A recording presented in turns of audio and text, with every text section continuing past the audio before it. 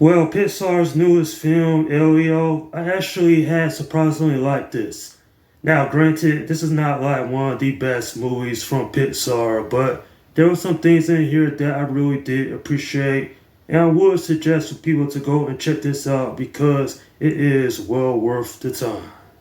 I honestly went into this with low expectations because having seen the trailers, it just didn't look impressive to me. And I get that a lot of people out there didn't know that this was coming out. And I don't blame them because the marketing for this was pretty bad. But as an overall cinematic experience, I actually did enjoy to what they brought to the table here. But the story of Elio suffering a personal tragedy, it does have its heartfelt moments near the end. It's just that a large part of the story, not a whole lot happens until Elio ends up meeting Gordon, and that's when the plot really does pick up.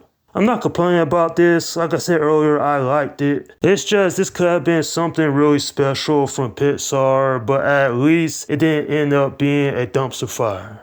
While this movie is interesting and entertaining, I really felt like it could have been something more. Case in point, the story doesn't reach the upper atmosphere of being some of the best of the Pixar I've seen throughout the years. It's no Toy Story or Up or even Wall-E with those having emotional journeys. Don't get me wrong, I teared up twice watching this, but it took more than half of the film for that to happen. Not that this is bad or anything, I really did like Elio. He's a very relatable character because he loses his parents and he wants off the earth. He wants to go on an amazing journey. And while I did like that aspect of his character, eventually meeting Gordon, which I thought was a cool character. And I did like the friendship between the two.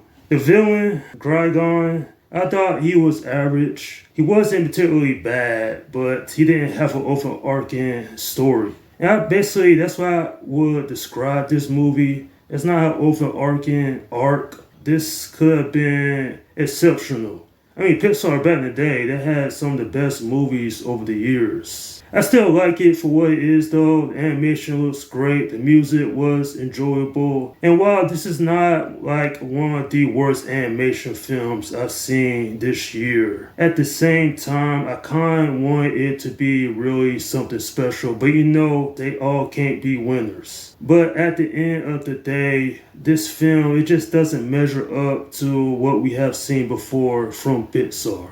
I'm giving this film a 7 out of 10. Fun for the entire family, and while this is not as captivating as I wanted it to be, I still enjoyed it for what it was. The voice cast did a great job. The thing is, though, I don't find this to be memorable compared to their earlier movies, and that's alright because not every animated feature can be a classic. Nonetheless, not a bad way to spend an hour and 39 minutes, and while this won't appeal to everyone, it is still worth the effort in my opinion. And that's my review of Elio.